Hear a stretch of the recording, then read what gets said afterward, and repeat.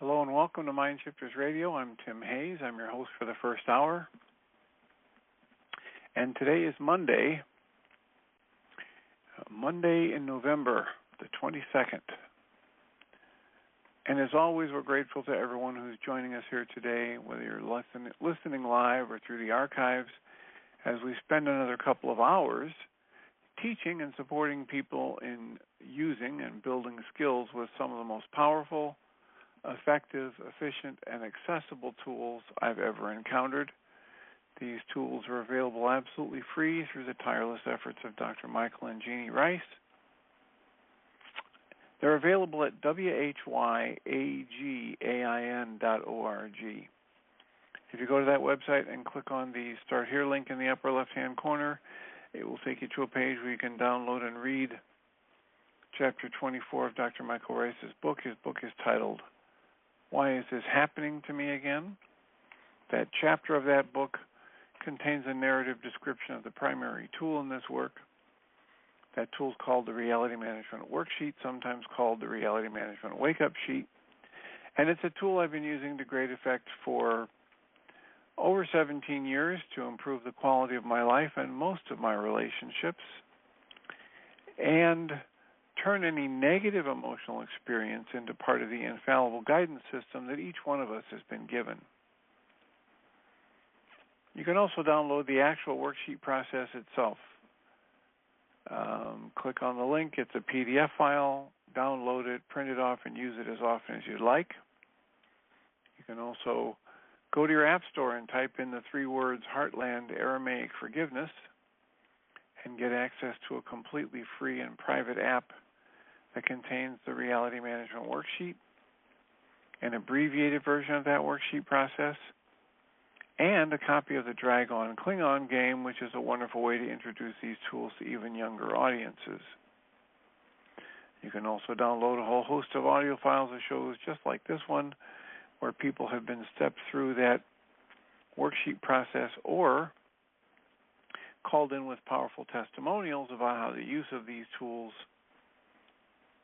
active application of the tools, has improved their quality of life. If you have any of those comments or questions or testimonials or requests for support in using the tools, please give us a call at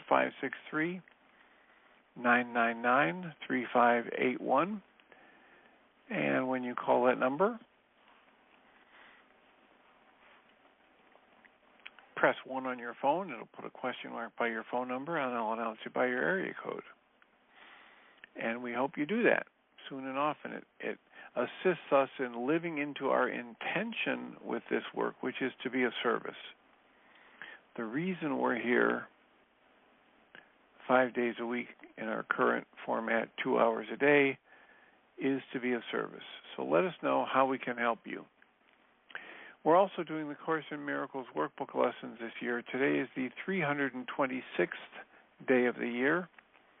And today's lesson simply reads, I am forever an effect of the Creator. The commentary is, Creator, I was created in your mind, a holy thought that never left its home. I am forever your effect, and you forever and forever are my cause. As you created me, I have remained. Where you established me, I still abide.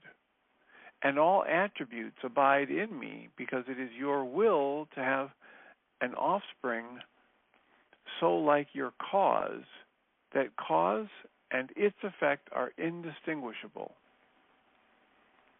Let me know that I am an effect of the creation, and so I have the power to create like you. And as it is in heaven, so on earth. Your plan I follow here, and at the end I know that you will gather your effects into the tranquil heaven of your love, where earth will vanish and all separate thoughts unite in glory as the offspring of creation. Let us today behold earth and watch it disappear, at first transformed and then forgiven as it fades entirely into the Creator's holy will. So that's the lesson from the Course in Miracles workbook. And Pam Grout in her Course in Miracles experiment book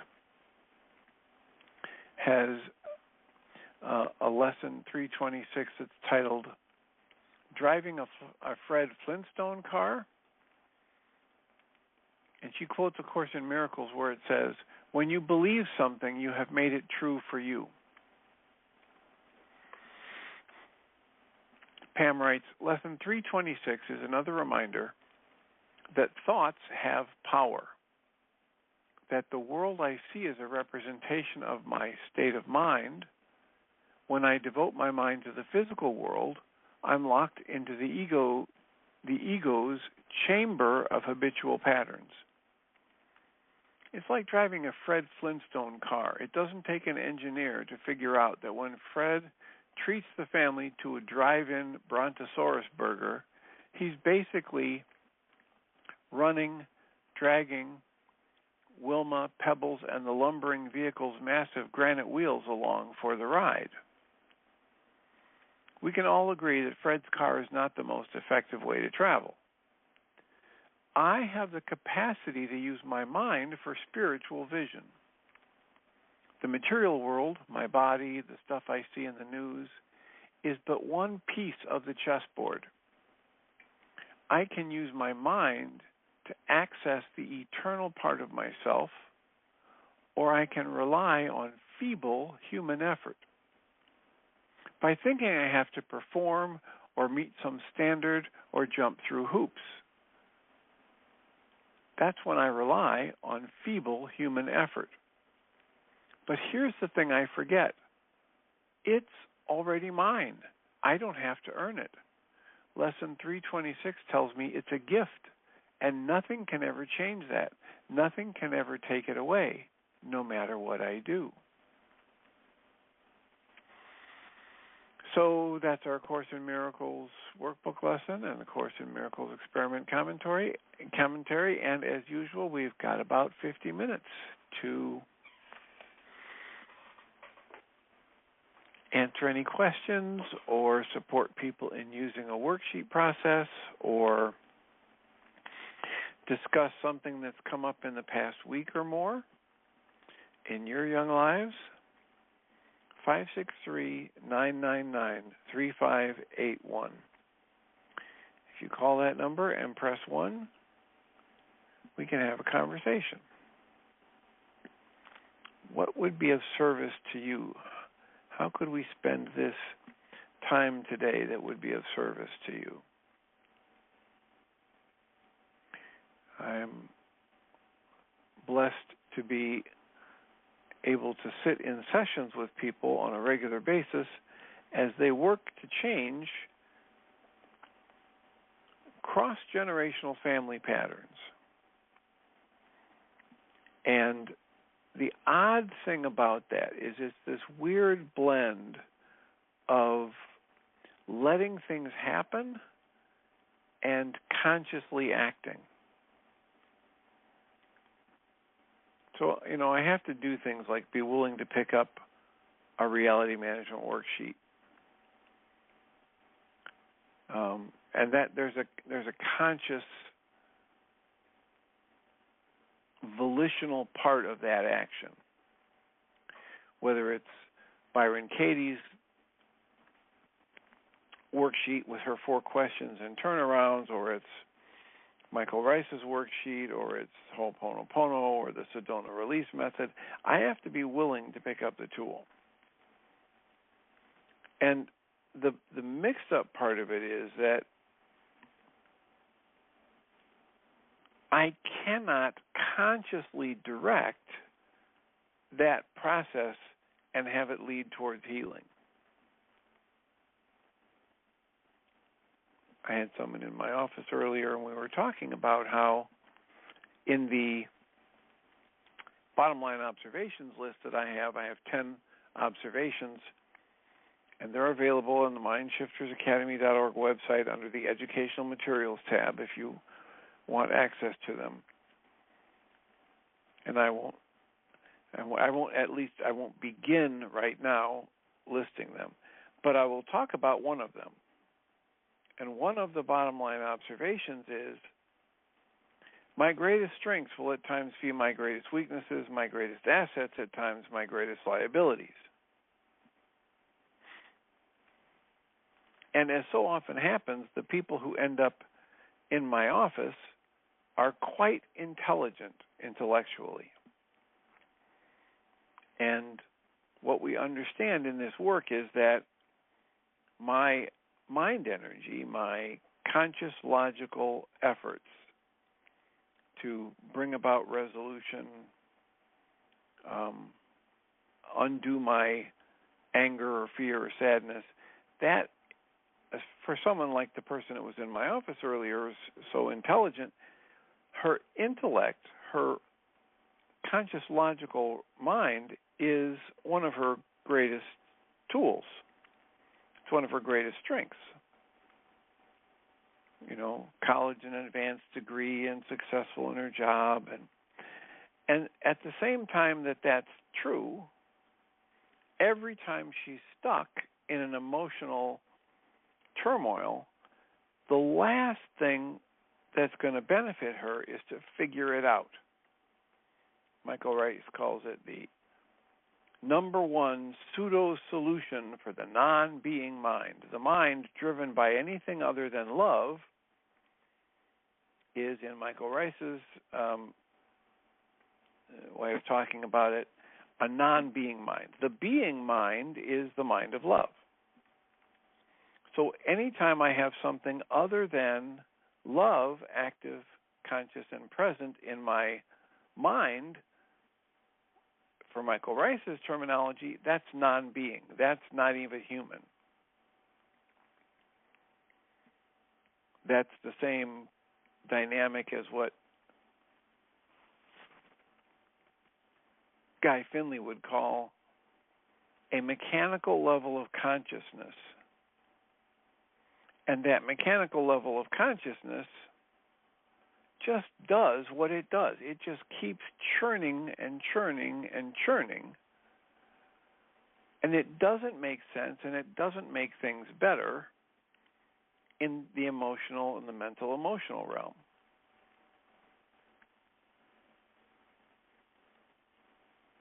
So I have all kinds of people that I work with, and they get into anxiety and or panic attacks, and they talk about how when they're in that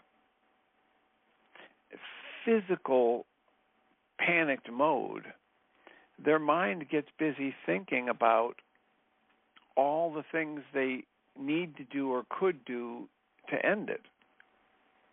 And the truth is that will never end their panic attacks. The things they do with their conscious logical mind just keep getting them further stuck. The recognition that this is just energy, something's going on in my other than conscious awareness, and it will move through me if I do some simple things, like keeping my breath moving. Some people enjoy the EFT tapping. Some people cancel some goals. But being gentle with myself and knowing, at a deep level, this too shall pass. None of this stuff lasts. It's all energy moving. And I get out of the thinking, conscious, logical mind and step into the use of breath work or a tool or just being gentle with myself. And the more I do that, the better my situation gets.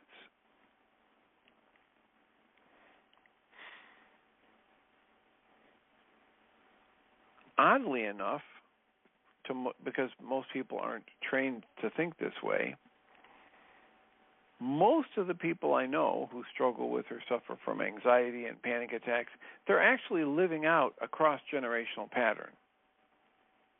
They don't have, most people don't have the stories in their family about grandma, grandpa, great aunt, and uncle who were so nervous or who had a lot of panic or anxiety issues. Most people don't have those stories, and yet most people do have that history when they are experiencing lots and lots of anxiety and panic attacks. So one of the things that is such a challenge for me when I'm working with these people is to get them to understand they're processing stuff.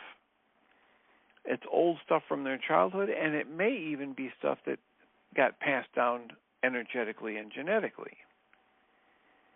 So it's even harder for them to use the rational mind to try and figure it out, because when this pattern began, they weren't even, their conscious logical mind wasn't in effect.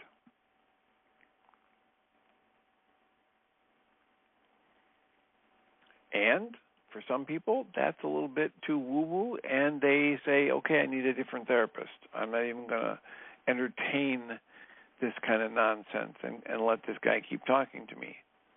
And occasionally I run into somebody who says, well, I'll try anything. I am so miserable when these attacks happen, when these episodes occur.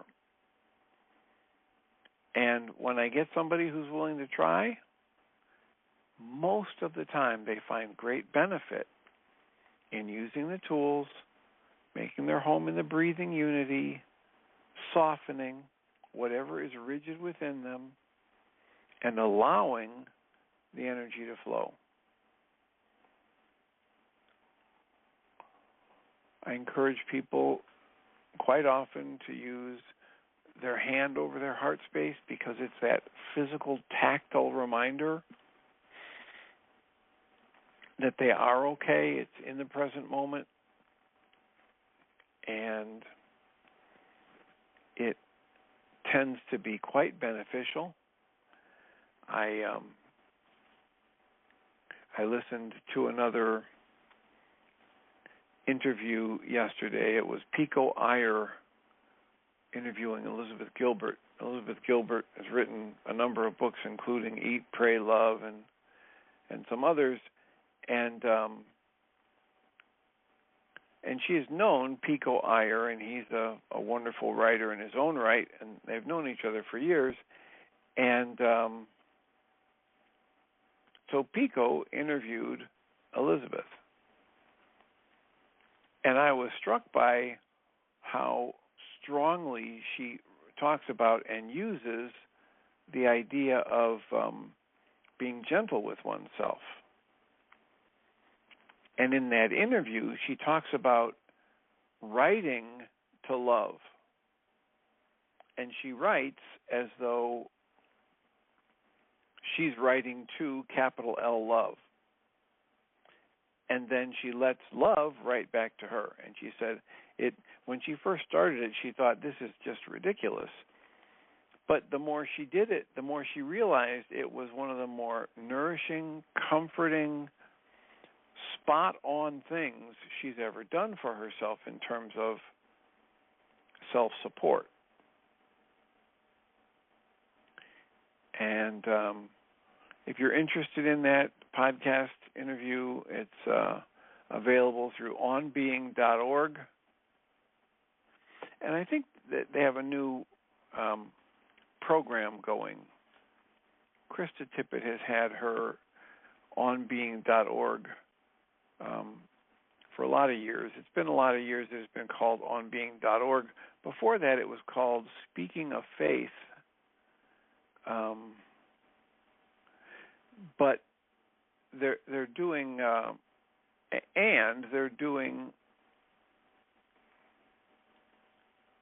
other programs and initiatives.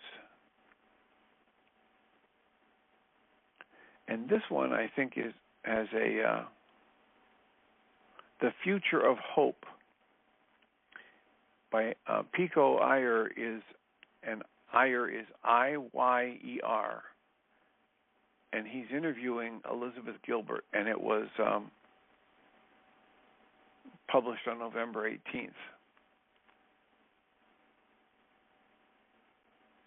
And in it, at about the,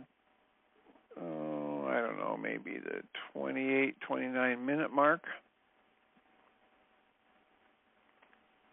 Elizabeth starts talking about this practice she has.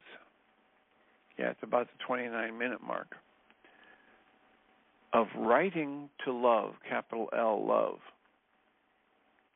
And I find it so, it was moving to me because I spend so much time coaching people to be gentle with themselves.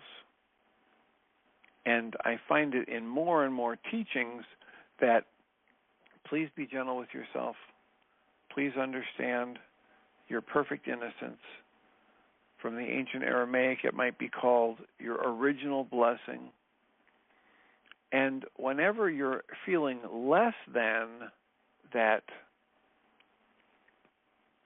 the energy that would resonate with those words, then be gentle with yourself. Sylvia Boorstein, the Jewish Buddhist grandmotherly type, said whenever she would get upset, she'd put her hand over her heart space and she would talk gently to herself and say, Sylvia, sweetheart, you're in pain. Take a few deep breaths, then we'll calm down, then we'll look at what's going on, and then we'll decide what to do. But for now, Sylvia, sweetheart, you're in pain. And that resonated with me so much, so many years ago when I first heard of that in one of her interviews, that I've expanded how much and how often I encourage people to do that in my sessions and in our support groups. Because this is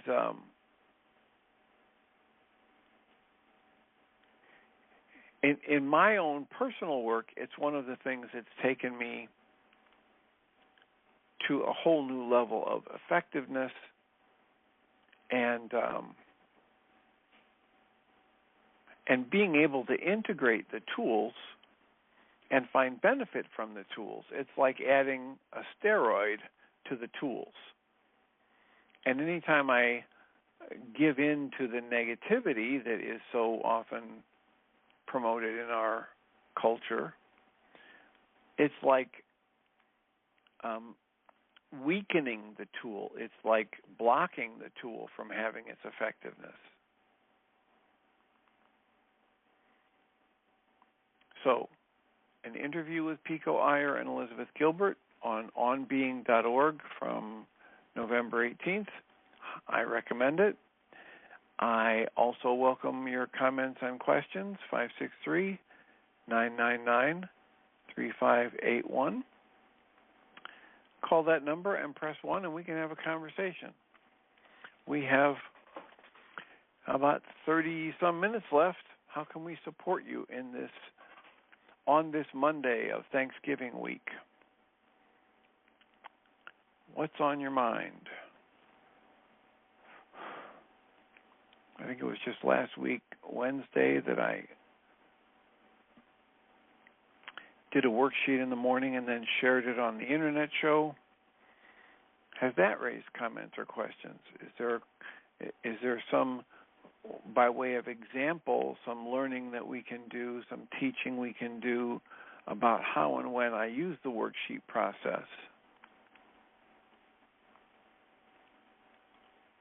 I had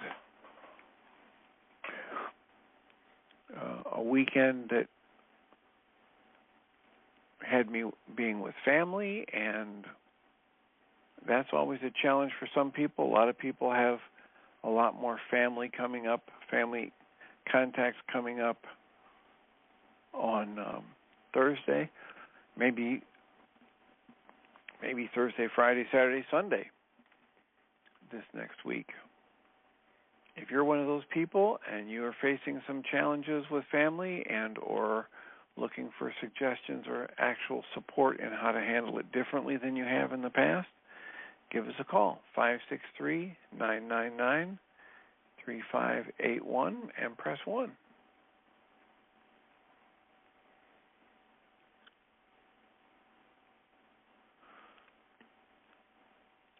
One of the things that really came home to me this weekend was how diverse we are as human beings while being so much alike in so many ways. And one of them was people who have a very, very strong interest in and passion for trains. And there's a town about an hour from where I live that's one of those train hubs. It's got a train museum, and they've got a train observation platform, and they've got, hundreds and hundreds of trains go through that town. It's like a cross-junction point for at least two major railroads, maybe several. And when I went there and just walked around a little bit, there were all kinds of people with iPads walking around, staring at the iPads, and then looking at the trains and staring at the iPads. It's a whole new world of train enthusiasts. And then I ended up having the realization that, there are people that they spend hours and hours every day sucking on the news, watching a news feed, and they basically become like those train enthusiasts. They just take in the same stuff over and over and over again. And there is a brainwashing, there is a powerful conditioning component to what most of us end up doing. And I think most of us don't even realize that we've stumbled into that type of conditioning. So that's what shows like this are about, helping us learn to live in the question. How have I become conditioned to what I think or what I believe? And again, coming right back to the Course in Miracles lesson, if I believe it, it becomes true for me. That's the Course in Miracles experiment quote. As long as I believe it, and the Way of Mastery talks about this, if I believe that I don't have the capacity to change, or that someone or something outside of me is causing my emotions, it's absolutely true, as long as I believe it. It's also absolutely laughable the minute I open it to question and observation. And from the Pam Grout Course in Miracles experiment book, she quotes, at the beginning of this lesson, she quotes this Course in Miracles as saying, when you believe something, you have made it true for you. So what is it that we've made true for ourselves that is not serving us?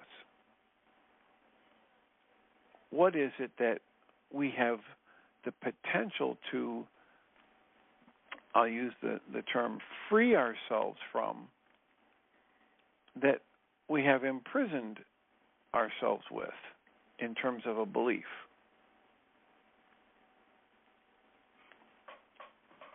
Living from observation, learning to question everything. Great minds for thousands of years have tried to call us to this. Don't be deceived by appearances. Question everything.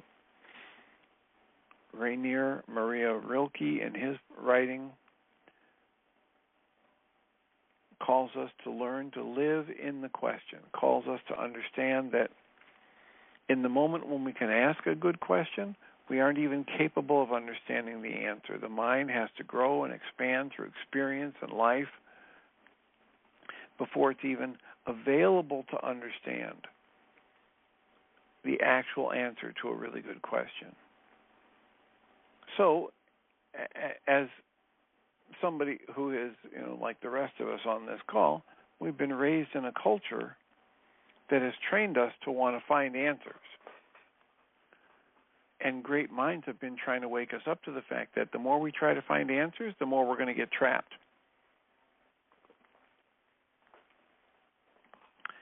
What do we get trapped in? We get trapped in what David Bohm calls sustained incoherence. That's using the mind and its thought to create a problem, and then continuing that very pattern of thought that created the problem and saying, this is going to end the problem, and it's never going to end the problem. What are we doing that is believing something and making it true for ourselves? I love the way it got formulated for Byron Katie when she had her spiritual awakening, and she realized that she only suffers when she believes her thoughts. So literally, Byron Katie and her spiritual awakening woke up to what Rilke would call us to do, to live in the question. And she created a worksheet that helps people question everything about their beliefs that lead them to feel upset.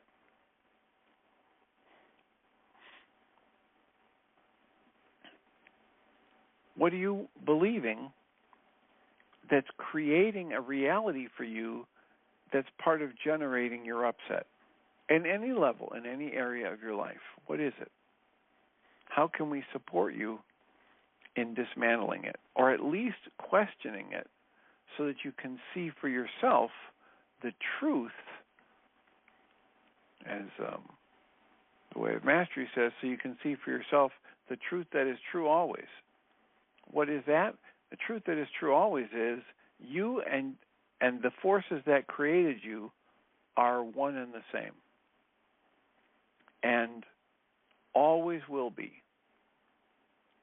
And so every time you have an experience of or a perception that says you're not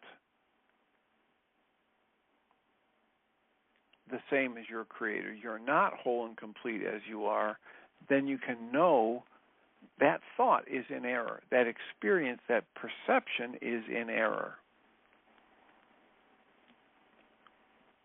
I love how Michael Rice, in one of his, maybe in several of his talks, he says, who in the audience has had the experience of having somebody tell you that you said or did something that you never said or did, but they absolutely believe you did? And then he goes into talking about, are they lying? And he says, you know what? They don't have to be lying. Even though you never said or did this thing they're accusing you of, that doesn't mean they're lying. What it means is they had the perception of you having done it. And then he leads into the talk about perception. We create our own perception. We create our own realities. And as we've talked about numerous times on this show before, you want some really good science, a summary of the really good science of this, go to YouTube and type in Anil Seth, S-E-T-H is his second name, last name. Anil, A-N-I-L is his first name. Anil Seth, probably right away you'll see some options for perception or hallucinating perception. If not, type in the word hallucinate perception or the phrase hallucinate perception, and you'll get access to some very interesting 19 to an hour and some minute lectures where this scientist is describing the actual process of us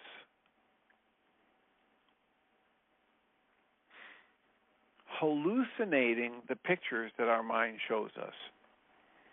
The sights, the sounds, the physical sensations. Our mind doesn't show us what's actually outside of us. our mind shows us its best guess. The brain is constantly trying to make a guess about what's going on outside the skull.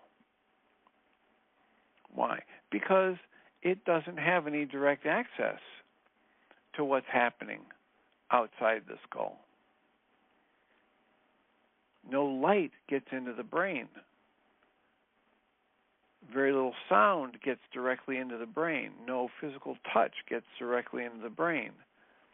No sense of smell gets directly into the brain. These are things that are created as a perception by each of us when our brain gets stimulated from the activity of the nerves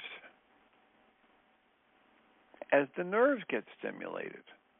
And then it makes a guess based on its past experience as to what's happening on the outside and what that might look like and what that might mean.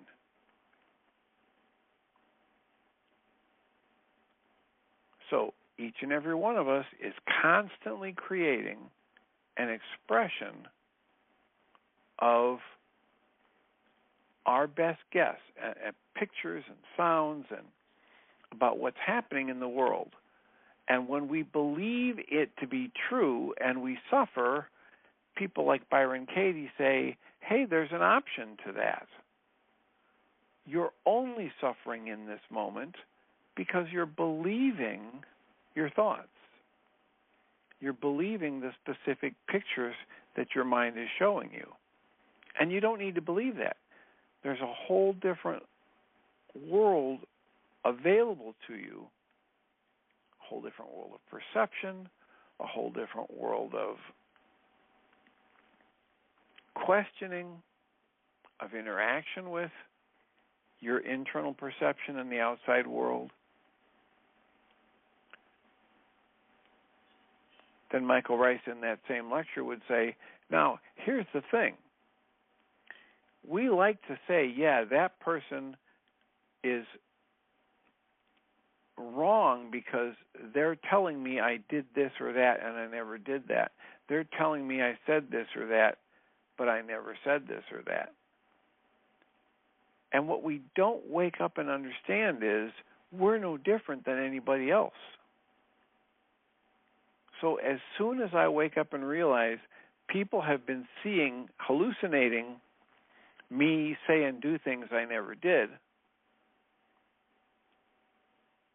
if I really want to take my personal growth, my relationships, the quality of my life to the next level, I'm going to wake up and realize, oh my gosh, I must at various times be creating an experience that's never actually happened in the outside world.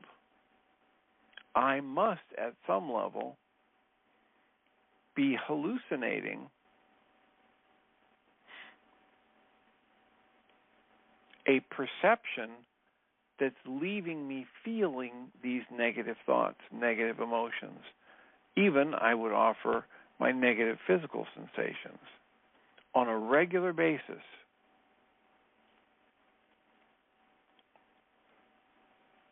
And then, once I wake up to that, then the question is, okay, do I like this? Do I want to keep doing this? Or do I want to take the advice of wonderful books like The Course in Miracles and Way of Mastery, and do I want to choose again?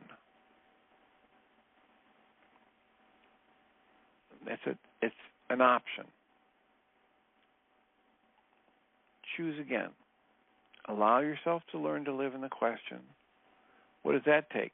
One of the things that takes is being willing to tolerate the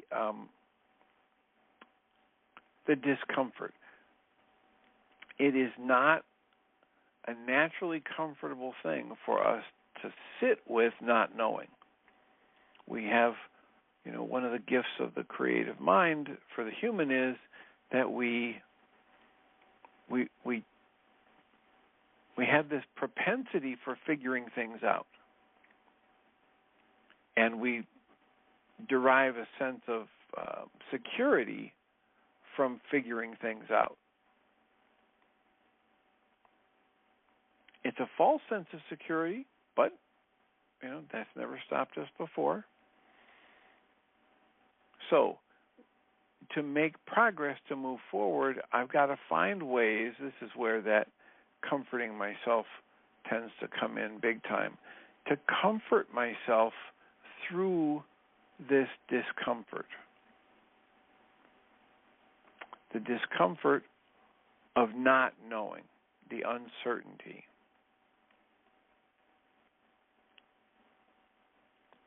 So, what do you know?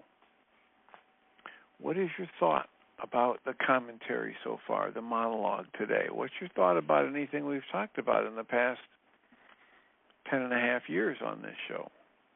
563-999-3581. Call that number, press 1, and we'll have a conversation. How can we support you today? I have an unusually large number of callers on the call. Welcome, Susan. Hi, Dr. Tim. The idea of Elizabeth Gilbert is a wonderful idea, and it makes me think, because I've been reading this Barbara Young, Aerosmith Young, about changing the brains of children mainly who have had diagnoses of learning disorders. And this also sort of speaks to your answer, which I did listen to. I agree that the tools certainly approach doing that, and what she's doing with children is really activating parts of their brain that have been dormant, or even, well, I'm just talking about imagery. She says on the skull images, the images of brains, the MRIs, they can see the difference between the pre-treatment brain and the brain that has been given certain tailor-made exercises to help the person, the child or even adult, wake up that part of the brain. And I imagine when we're doing our work, we're doing the same thing. It's probably not such massive areas of the brain that are affected. Who knows? I mean, it doesn't really matter. But when Elizabeth Gilbert is using the letter writing to love and having love write back, that would seem to be a wonderful exercise. And maybe even I've had this fantasy of getting in touch with Barbara and asking her to give some illustrations of exercises. She does a little bit so far in the book I'm reading, but mainly she just says, so we did exercises and the brain changed. And I'm thinking, what exercises? Quick, quick, quick. And I know this is my non-being mind yelling and screeching for solutions and stuff. But for the first time, I thought this letter business might be considered a new tool. I mean, besides the tools that you and Michael have been using and your various lists of, like the patter sheet and the other thing that you were talking about. And it strikes me that in Eastern religions, they teach that God is out there and God is within, and they call the within God the Atman in Hinduism, and they also call it the self with a capital S, which they do in A Course in Miracles. And that self, you can just begin to imagine what the self would say to you. This is like the love letter writing again. Elizabeth calls it love, but here's this self who is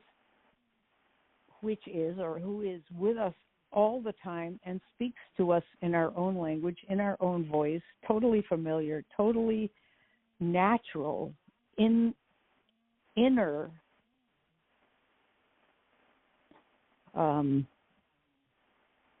Guidance. I hate that word. Why do I hate that word? I don't like that word, but you're right. It's guidance, but I don't like it. Wisdom. Insight. That's creativity. good. Intuition. Any of them work. I mean, it's just a word. Yeah. It's just a word. I think it's right. I know. That's true. The word is not the thing. Right. That's true. I was thinking also when you were talking about Elizabeth Gilbert in the letter is if we could just imagine as she's doing, what would love say and how would love sound when saying it? What would be the voice quality? Would there be any harshness in it? We could all say, no, there wouldn't be. I mean, I hope there wouldn't be. That wouldn't be love.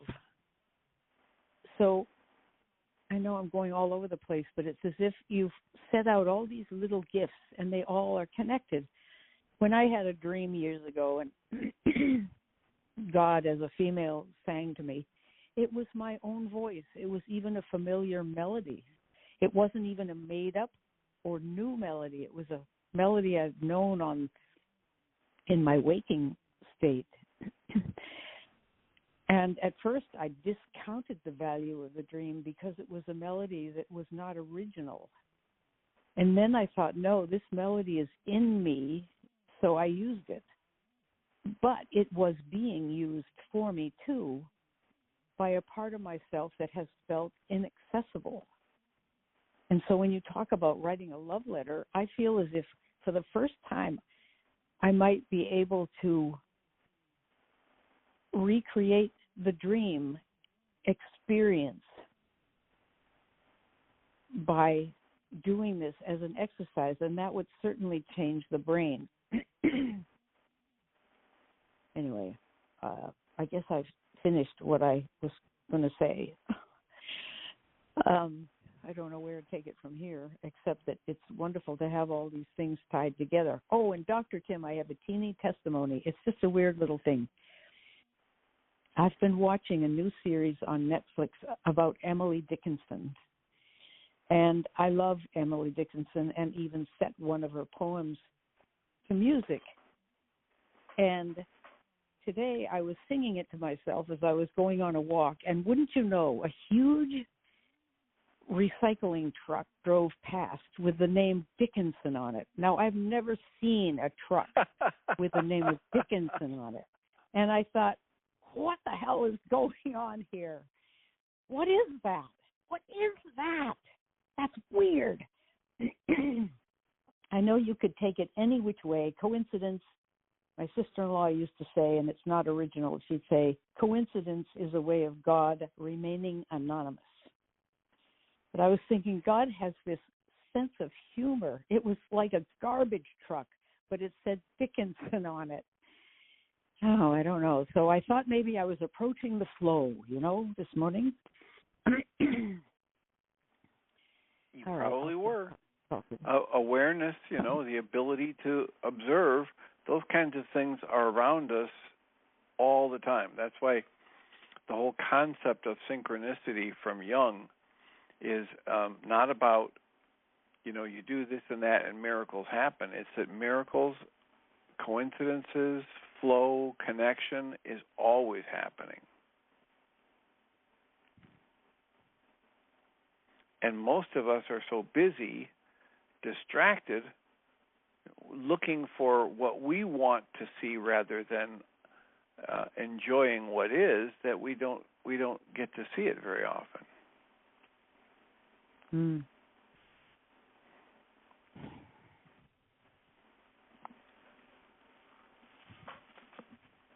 In Jung's work, there's no magic or real mystery to the synchronicity. It's just the waking up, attuning to and observing what's always there. Yeah, I can think of and occasionally example, people have... Go ahead. I know many women have had this. When I first was pregnant with my oldest child, suddenly I was seeing pregnant women everywhere. Now, I'm sure they were everywhere all the time, but I was tuned into it. So what you just said has to be true, and it's really kind of embarrassing to think how untuned probably most of us are. Certainly I am most of the time, and missing these things. What were you going to say?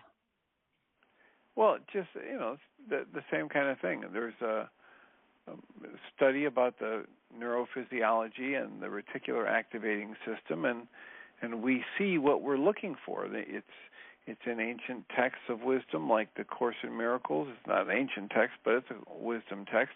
It says you must come to understand the distorting power of how you want things to be. We see what we're looking for. We see what we want to see. We hear what we want to hear. So, Dr. Tim, in the Course in Miracles, they talk about the happy dream. Isn't the upside of that seeing what we want to see and wanting to see what is beautiful and true and good, rather than seeing the dark stuff? And certainly we have a lot of reinforcement in our culture to look at dark stuff all the time. You were talking about somebody who watching his iPad and listening to the news constantly. But listen. What you just asked as a question sparks this response from me. Wanting to see the good, the holy, and the beautiful is not the same as seeing everything as the good, the holy, and the beautiful. Oh, yeah. Guy Finley says, all good things come to those for whom the good is all things. Whoa. The trick is not Sounds getting like what you want. The trick is not getting what you want. The trick is wanting what you've got.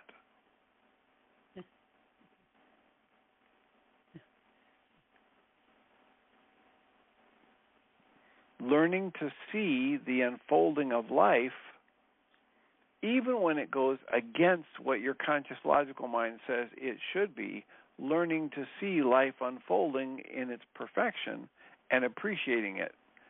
And trusting that if my reaction to the way life unfolds is anger or sadness or tension or rejection, it's me that's out of alignment, not life.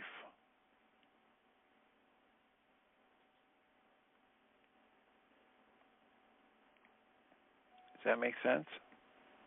It does make sense, but I bet you anything, when you start doing that, your life improves. So something is naturally turning us toward love and light if we allow it. That's probably true.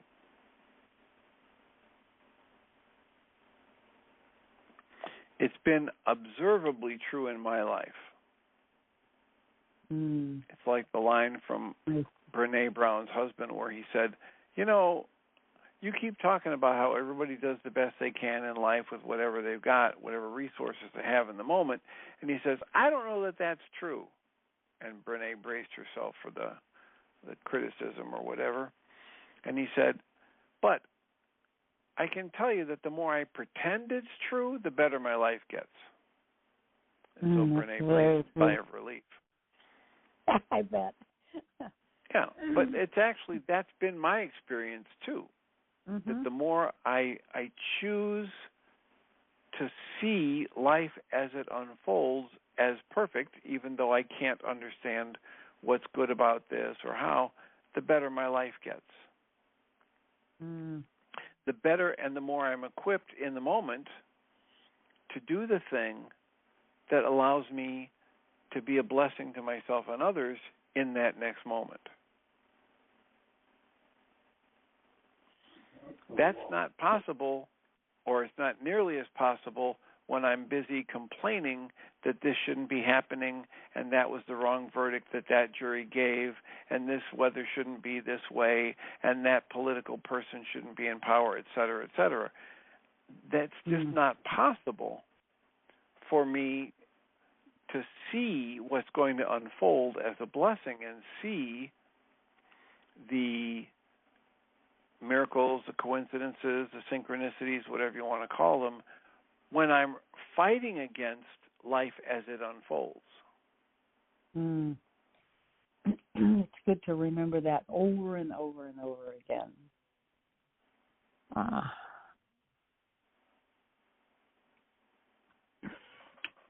I had an experience the other day. I was working with Mira Rubin, and I was just bitching and moaning, knowing it was part of my work, but not knowing how it was going to be part of the work.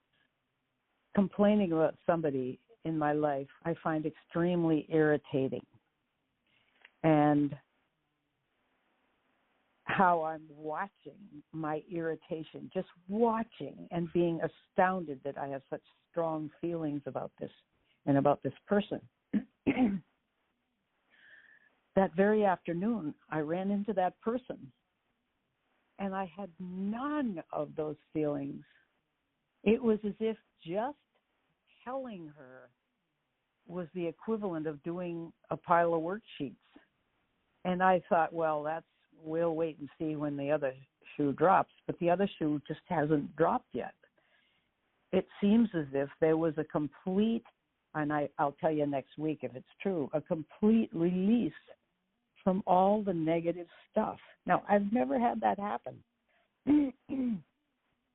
I don't know whether that's one of the byproducts of doing worksheets and doing, using the tools to the point where you get a kind of a fast-track solution. As soon as you look hard at what you're doing, it goes away. And I don't know whether this will happen with other things, because it's unusual that I have that strong of a feeling. And I've looked at all the reasons I might be just like that person and do the same thing as that person. And it's hard to own some of that stuff. But have you ever heard of that happening? Yeah, and that's, part of the thing Michael calls, living at process point. The more you do the work, the more you're willing to train yourself to understand that every negative emotion is your own creation, that you're authoring your own emotions. Mm-hmm. And the more you work at seeing the benefit of using the tools, then the more likely it is that you'll eventually move into the space where, as you recognize a pain, a fear, a tension, a frustration, and you breathe and cancel whatever it is that you want, it moves right through you. It's like you're processing yourself on the spot. Wow. That's what he calls living in process point. Wow, that's great. And I would bet that as long as you've been doing this work and doing the worksheets and other forms of work like you're doing with Mira, Rubin, et cetera, that you're there from time to time, that you move in and out of it from time to time. Mm-hmm. Yeah.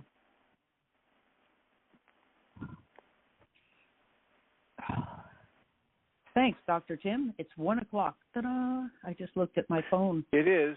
And I don't see anybody here to take over the switchboard. So there is a hand up, though, area code 850. You're in the air. Give us a name. My name is Michelle.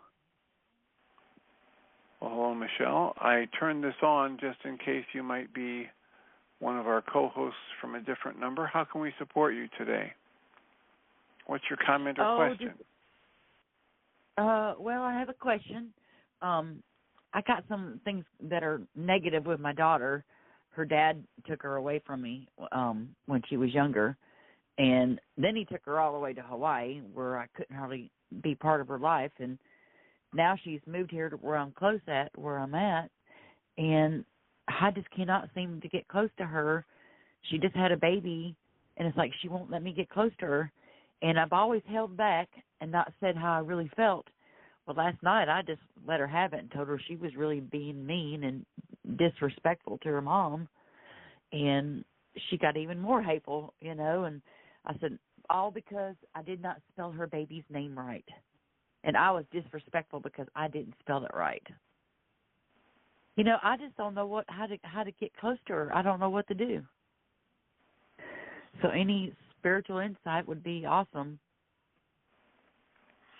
Well, the core of this work is that when you have the experience that your daughter is being disrespectful to you, then you wake up to whatever negative emotion you're experiencing, and you use the tools as are outlined and made available free by Dr. Michael and Jeannie Rice to dismantle your negative emotion.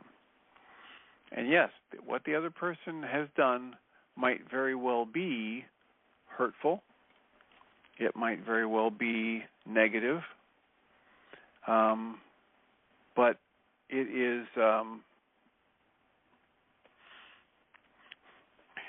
up to you to take responsibility for and dismantle that upset.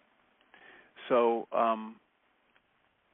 the tools are available at whyagain.org. Have you seen that set of tools before? Have you called in before? Do you know about the Reality Management Worksheet? No, I haven't. This is the first time. So you can go to the website at whyagain.org and click on the Start Here link, and then read through what's on that page. You can read Chapter 24 of Dr. Michael Rice's book. It's there free for a download. You can download the actual worksheet process. You can also download a whole host of audio files of shows like this one where people have been stepped through that process. And you can call back on the internet show on a day when Dr. Michael and Jeannie Rice are here, or at the beginning of my show. It's time for me to switch over now and play an audio file of one of Dr. Rice's lectures, and it might benefit you to just listen on to that. And then and we're here through the rest of the week for supporting people in learning how to use the very tools that are probably going to be some of the best tools you could use. I say that because I've been doing therapy in various forms and as a psychologist for 47 years, and the tools that are on that website for free are some of the most powerful, effective, efficient, and accessible tools I've ever encountered, and that's why we do this show. Right. And the other thing is, am I being disrespectful because I didn't know how to spell her last name? I mean, her first name? The idea of you being disrespectful resides within the mind of the person who thinks you were disrespectful and nowhere else. So the only answer to that question is what your daughter believes. And the other tool that I would offer you is The Gentle Art of Blessing by Pierre Pradervand. And if you go to mindshiftersacademy.org and click on the highlight shows audio file, there's an interview I did with mindshiftersacademy.org. Academy.org. And you click on what? And then you click on the thing that says Best of Audio Files. And it opens up a page where there are 6 audio files. Listen to that last one by Pierre Pradervand. The Gentle Art of Blessing is his book, and he let us interview him here on this show, and it's got one of the more powerful tools for exactly the kind of situation you're in with your daughter right now.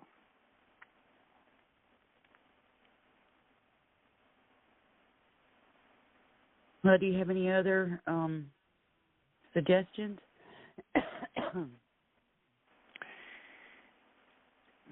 There is a world of tools and suggestions there.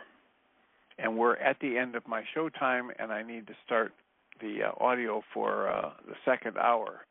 So if you want to call back tomorrow, call back at 11 Central. I'd be happy to step you through a worksheet or talk to you about how it might work in your situation. But we're at the end of our time for today. All right. Thank you so much. Well, you're welcome. Thank you for calling. And thank you, Susan, for your call and your comments. I'll remind us all that we come from love. We're made of this stuff we call love. We actually are love, and everything else is false. And this is the second hour of Empowered to Heal.